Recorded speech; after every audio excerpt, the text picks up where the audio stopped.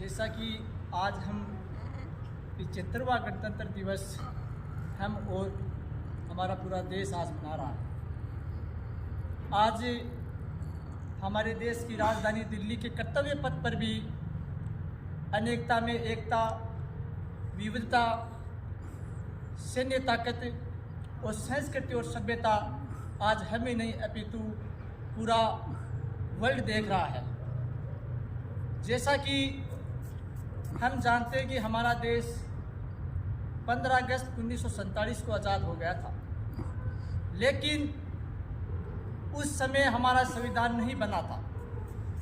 उसके 3 साल बाद 26 जनवरी 1950 को हमारा संविधान बनकर लागू हो गया था। संविधान को बनने में 2 वर्ष 11 माह 18 दिन लगे थे।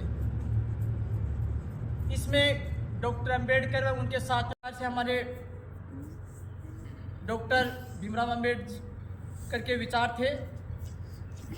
उनका जो लक्ष्य था कि किस प्रकार हमारा देश प्रगति की ओर आगे बढ़े, हमारा देश विकसित देशों की लिस्ट में हमारा देश भी शामिल हो।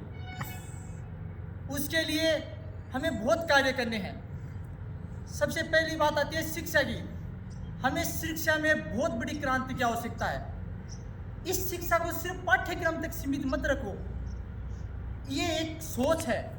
इस सोच को, शिक्षा को एक सोच बनाकर और आत्मनिर्भर भारत में इस शिक्षा का महत्वपूर्ण योगदान होना चाहिए। शिक्षा के अंदर हमारी जो अभी तक जो शिक्षा है उसमें स्किल्स जो है उसकी बहुत कमी है। आपको पता है न्यू एजुकेशन जो पॉलिसी है वो कब बनकर तैयार हुई थी, अभी भी उसको लागू हो गया, लेकिन उसके लिए यूनिवर्सिटी में इंफ्रास्ट्रक्चर कहाँ है आज। तो शिक्षा के अंदर बहुत बड़ा बदलाव आ सकता है। आज हमारी सरकार 0.72% रिसर्च में खर्च करती है। मैं चाहता हूँ 2% भी यदि रिसर्च में हो जाए तो हमारा देश कहाँ से कहाँ पहुँच जाए। मैं मेरी फील्ड की बात कर लेता हूँ। यदि किसी बंदे की JRF क्लियर हो जाए, वो PhD करे, PhD के लिए सरकार उसको स्कॉलरशिप देती है। वो क्या करता है, स्कॉलरशिप ले लेता है लेकिन रिसर्च नहीं करता है। कई स्टूडेंट ऐसे होते हैं जिनका IIT के अंदर नंबर आ जाता है, उसमें 7 साल 8 साल लगते हैं रिसर्च करने में, लेकिन वो नहीं करते क्योंकि हम अपने फैमिली जोन से बाहर नहीं आ पाते हैं। मैं ये नहीं कहता आप अपने परिवार के लिए मत जियो, मैं कहता हूँ आप अपने परिवार के लिए भी जियो, लेकिन अपने देश के लिए भी जियो। हम सेक्रीफाइस नहीं करते अपने परिवार के लिए, हम अपने देश के लिए सेक्रीफाइस नहीं कर रहे हैं। हमें ये सोचना चाहिए कि हम यदि सेफ जोन में आ जाएंगे तो आने वाली पीढ़ी को हम क्या देके जाएंगे। तो एजुकेशन में हमें बहुत बड़ा सुधार करना है। एग्रीकल्चर की बात आती है, हम देखते हैं, हम आसपास हम ये भी सुनते हैं कि आज हमारी जो फसल थी वो एक बारिश हो जाती तो हो जाती, ओस है, पाला है, उसके कारण हमारी फसलें बर्बाद होती है।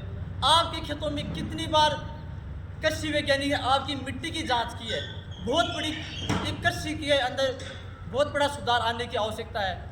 मैं देखता हूँ कि कोई भी किसान, कोई भी माँ ये नहीं कहती कि मेरा बेटा किसान हो, कोई नहीं कहता। हर आदमी चाहता है कि मेरा बेटा डॉक्टर हो, इंजीनियर हो, लेकिन किसान कोई नहीं बनाना चाहता। तो मैं चाहता हूँ कि एग्रीकल्चर के अंदर भी हमें बहुत सुधार करने की आवश्यकता है। दूसरी बात है राजनीति। हम कहते हैं कि राजनीति बहुत गंदी है। राजनीति गंदी नहीं है, इस राजनीति में जो लोग आ रहे हैं वो इसको गंदी करते हैं। मैं ये भी देखता हूँ कि कोई भी माँ ये नहीं कहती कि मेरा बेटा पॉलिटिशियन बने, मैंने आज तक नहीं सुना। मैं चाहता हूँ कि पढ़े लिखे लोग राजनीति में आए, और क्योंकि आपको भी पता है कि राजनीति विकास की राजनीति वो चाबी है जो विकास के सभी दरवाजे खोल देती है। तो हमें अच्छे लोगों को जिनमें राजनीति में रुचि है वो उसको राजनीति के अंदर भी जाना चाहिए, और हमारे देश का जो इंफ्रास्ट्रक्चर है वो एकदम सही होना चाहिए। इन्हीं चंद पंक्तियों के साथ में मैं मेरे शब्दों को विराम देता हूँ कि ऐ प्रीत जहाँ की रीत सदा, मैं गीत वहाँ के गाता हूँ, मैं भारत का रहने वाला हूँ, मैं भारत की बात सुनाता हूँ। इसी के साथ में मैं